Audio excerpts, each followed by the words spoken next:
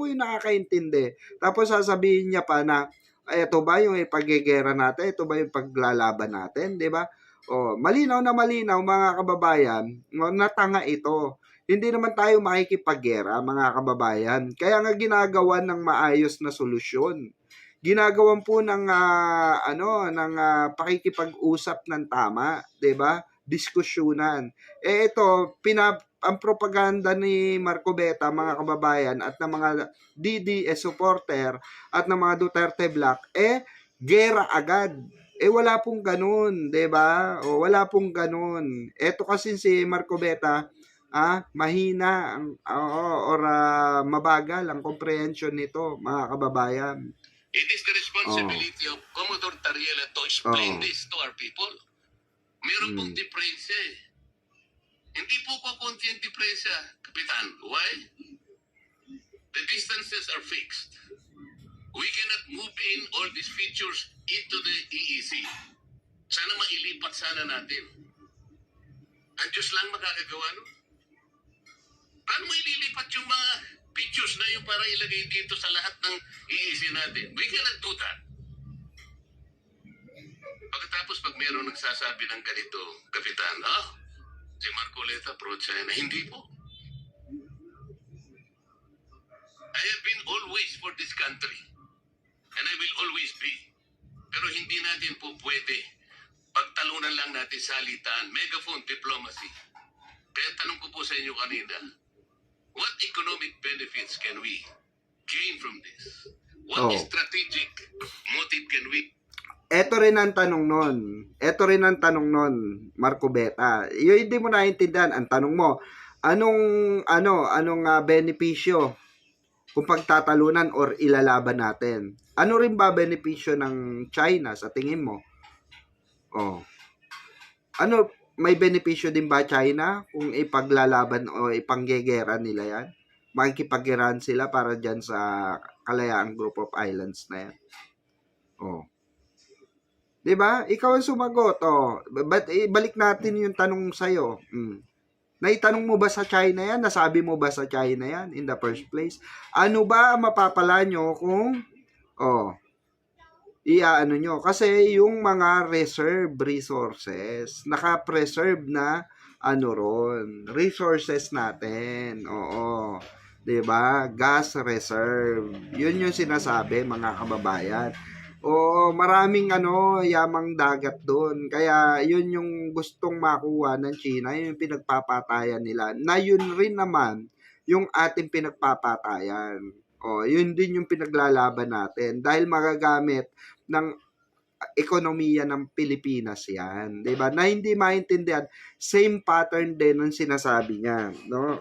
Ganyan po kabobo mag-internalize itong tao na ito. Yung pag nag-internalize siya sa kanyang utak, kala niya kompleto na. Kala niya panalo na. Okay, matalino na ako. Pero ang totoo, mga kababayan, lumalabas lang yung pagiging bias niya. Lumalabas lamang po yung pagiging pro-China niya. Tapos sasabihin mo, no, I'm not. Puta, bakit puro depensa ka sa China?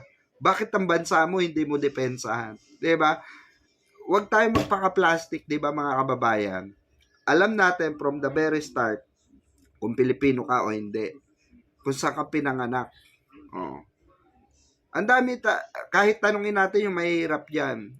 Papayag ka, paano kung ibigay nga natin tong Kalayaan Group of Islands? Mayroon na naman na tipuhan. Pwede pala ito magte-take advantage na naman yung China. I-claim na naman nila yung isang isla na naman. Magte-take over na naman sila sa ibang isla. Amin din ito. Total, binigay nyo naman yung una, para hindi na tayo mag-gera, ibigay nyo na lang ulit ito. Parang ganun yung gusto mangyari ni Marcoleta Diba? Hindi niya naisip, pag-internalize niya ng mga bagay-bagay na, ito, dapat ito yan, China ito, sa ganito ito. Kasi matatalo naman kami sa gera. Ganun siya mag-isip Ganun siya mag-isip. Oo, kulang-kulang mga kababayan. So, meaning to say, mga kababayan, kulang sa sustansya ang pag-iisip. gain from this. Hindi ko po Oo. sinasabi na i-give up natin. Oo. I am only trying to reinforce the argument na hindi at imposible natin Oo. gawin. Oh, 'di ba? Sinungaling, napakasinungaling. Oh, lumabas yung pagiging sinungaling ni Marco Beta. Sabay bawi siya kasi bakit? Lumabas yung pagiging pro-China niya, nagpasiklab siya kasi alam niya itong session na ito, mga kababayan, mapapanood ng China to. So, bibilib sa kanya si Jinping. Sabi, ito tao, aki gusto, ito aki bigay pera para election 2028. Ito takpo, ito ate support 'Di ba? Makikita ni Xi Jinping Kaya ito si Marco Beta, todo 'di ba, depensa tapos biglang bawi na wala daw siyang sinabi. O pakinggan nyo O, rinig natin, may ebidensya ang GMA News, mga kababayan. Ayan recorded by GMA News na meron sinabi talaga si Marcoleta na, alam ba yung pinag-aawayan natin? Ba't hindi na lang natin ibigay yan? Siya mismo nagsabi na ibigay na lang, isurrender na lang yung Kalayaan Group of Islands, di ba? Gain from this. What strategic motive can we gain from this? Always for this country. And I will always... What economic benefit? I am only trying to reinforce the argument na hindi at imposible natin gawin. Sapagkat, Wait lang. what strategic motive can we gain from this? Hindi ko po sinasabi na i-give up natin. Sinabi mo na nga, 'di ba? Sinabi na niya, bakit hindi na lang natin i-give up? Tapos sasabihin niya, hindi ko naman sinasabi na i-give up natin. 'Di ba? Napakasinungaling kasi nga nabash siya ng gusto ng mga Pilipino, ng sambayan ng Pilipino dito sa Facebook, YouTube, TikTok at kung saan-saan pa. To reinforce the argument na hindi at imposible nating gawin sapagkat atin yung teritoryo pero sa tubig hindi po natin pwedeng itagos yung mga baselines dahil magkakasala tayo at lalabag po tayo sa UNCLOS mismo. Ang dami po ngayong mga palusot na siya, di ba? Anong salita, sumama na nga po yung napakaraming tao na sinasabi ko i-give up natin ang KIT. Mr. President, kahit kailan hindi ko sinabi yun. Teritoryo po yun, land features po yun, hindi sakop po ng arbitral tribunal. Ang sinasakop lang po ng tribunal, yung tubig po, kaya lang magkaintindihan tayo. Hindi ko sinasabing hindi atin yun. Teritoryo na natin yun dahil occupied na po natin yun. Ngunit ang pinag-uusapan lang po, yung tubig nila, hindi natin pwedeng i-connect doon sa ating exclusive economic zone. Kasalanan po yun. Mali po yun. Kaya yung nagsasabi po na, ayun po, dahil ina-advocate ko raw po na i-give up natin. Saan naman po kayo nakakita ng ganun, Mr. President? Sa bibig mo nang galing Diba? Sa bibig niya mismo nang galing. Tapos sasabihin niya, saan daw? Ganito ka tanga itong matandang ito. Ganito ka tanga itong senador na ito na niluklok nyo, mga kababayan. Kung sino man ang mga nagluklok dito, bumoto dito, naku po, Diyos ko, kawawa sa inyo Pilipinas kung magboboto ulit kayo ng ganito katanga na senador. Nabanggit na rin po kanina. Senador po kami daw. Kami po ay mga traidor. Paano po bang magiging traidor ang isang tao? Nililinaw lang po ang basihan na sinasabi natin kung gusto nating magkaroon ng West Philippine Sea o di makiusap tayo.